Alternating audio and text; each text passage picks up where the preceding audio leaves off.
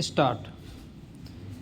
बिहार में मतदाता सूची के विशेष गहन पुनरीक्षण के बाद अब अन्य राज्यों में भी इस प्रक्रिया पर सवाल उठने लगे हैं, मगर इन सवालों में अब बूथ स्तरीय अधिकारियों की व्यस्तता और सीमा का मसला भी जुड़ गया है।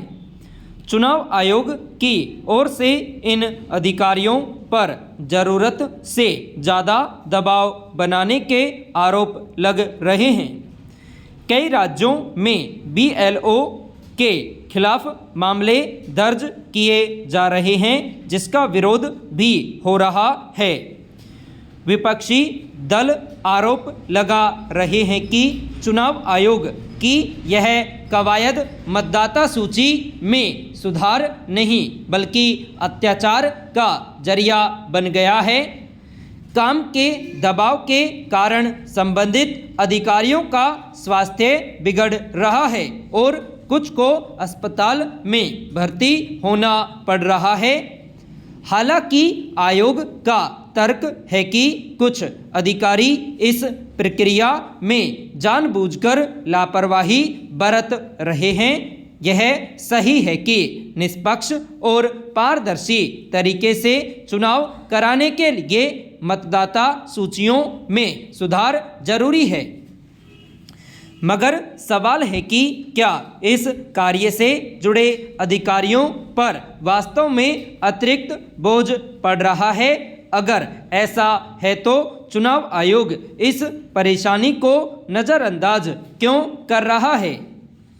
बिहार के बाद 12 राज्यों व केंद्र शासित प्रदेशों में 4 नवंबर से विशेष गहन पुनरीक्षण शुरू किया गया है, जो 4 दिसंबर तक चलेगा।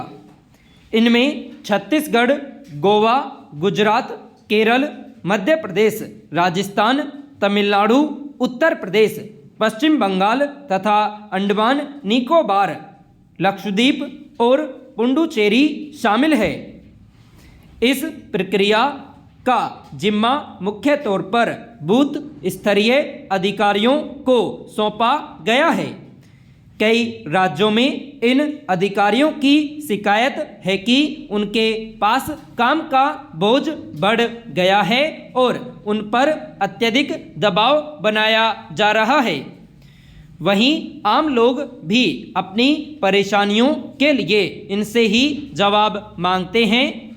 पश्चिम बंगाल में BLO अधिकार रक्षा समिति के सदस्यों ने सोमवार को मुख्य निर्वाचन अधिकारी के कार्यालय के बाहर प्रदर्शन कर अपना विरोध दर्ज कराया। उनकी मांग थी पुनरीक्षण की समय सीमा बढ़ाई जाए ताकि उन्हें काम के दबाव से राहत मिल सके। गौरतलब है कि पिछले कुछ दिनों से बूथ स्तरीय अधिकारियों का स्वास्थ्य खराब होने और अस्पताल में भर्ती होने की खबरें भी आ रही हैं। ऐसे में चुनाव आयोग का दायित्व है कि वह इन अधिकारियों को पेश आ रही दिक्कतों का कोई हल निकाले। पैरा बूथ स्तरीय अधिकारियों का संगठन और विपक्षी दल यह सवाल भी उठा रहे हैं कि विशेष गहन पुनरीक्षण को लेकर चुनाव आयोग जल्दबाजी क्यों कर रहा है। जिस कार्य के लिए 2-3 माह की ज़रूरत है, उसे पूरा करने के लिए सिर्फ 1 माह की समय सीमा क्यों तय की गई है।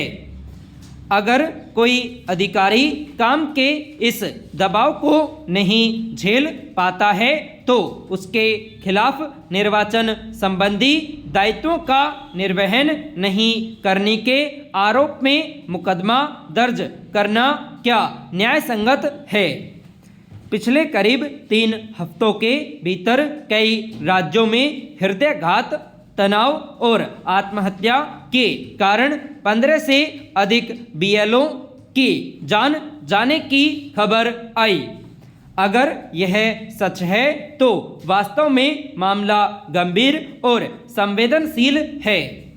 निर्वाचन आयोग को इस पर विचार करना चाहिए। उचित समय लेकर पारदर्शिता एवं जवाबदेही सुनिश्चित करने की ओर ध्यान देना चाहिए। इस बात पर भी गौर किया जाना चाहिए कि पुनरीक्षण प्रक्रिया में शामिल कर्मियों पर काम का अनावश्यक दबाव बनाने से गड़बड़ियों की संभावना ज़्यादा है। इससे मतदाता सूचियों की शुचिता सुनिश्चित करने का मकसद भी अधूरा ही रह जाएगा। पैरा। धर्मेंद्र फिल्मी दुनिया के ऐसे शानदार अभिनेताओं में शुमार किए जाते रहे जिनके चाहने वाले हिंदी पट्टी से लेकर देश की सीमाओं के पार सिनेमा के आम दर्शकों और मशहूर हस्तियां तक रहे हैं। जाहिर है धर्मेंद्र के जाने की खबर से हर तबके के सिनेमा प्रेमियों को गहरा धक्का लगा है। हालांकि हिंदी सिनेमा को अपने लंबे दौर में धर्मेंद्र ने जितना दिया है उसके बूते वे आने वाले समय में उसकी शिद्दत से याद किए जाते रहेंगे।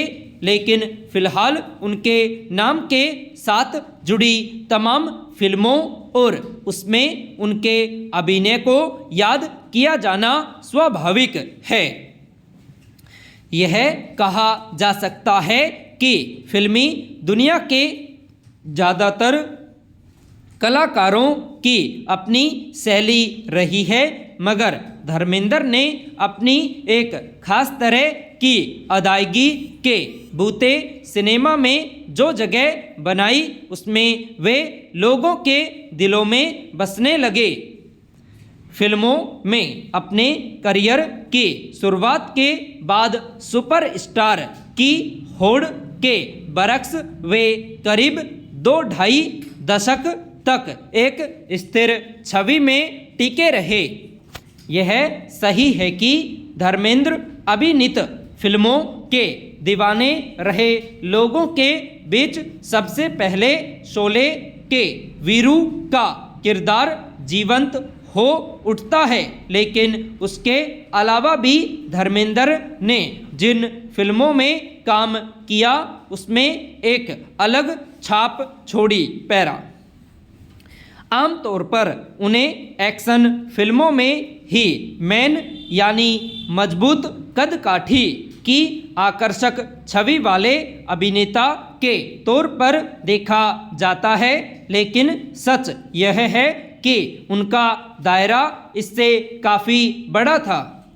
वह चाहे सामाजिक सरोकार वाले मुद्दे पर बनी फिल्म सत्यकाम में अपने आदर्श को लेकर एक जिद्दी नौजवान हो या अनुपमा के संवेदनशील लेखक का किरदार या फिर इससे इतर चुपके चुपके में अपने हास्य से दर्शकों के बीच एक अलग छवि में सामने आना, वे किसी खास बंधन वाली छवि में कैद नहीं रहे। अलग अलग भूमिकाओं वाली उनकी फिल्मों की एक लंबी श्रृंखला है। उन्होंने राजनीति में भी अपनी उपस्थिति दर्ज की, हालांकि सियासत उन्हें रास नहीं आई। दरअसल अपने बहुआयामी अभिनय के लिए मशहूर हुए धर्मेंद्र निजी जिंदगी में शायरी को पसंद करने वाले एक भावुक, सादा और दरियादिल इंसान थे। धर्मेंद्र ने अपने चाहने वालों की एक ऐसी दुनिया तैयार की जहां वे अपनी सजीली मुस्कान के साथ हमेशा मौजूद रहेंगे। संपूर्ण।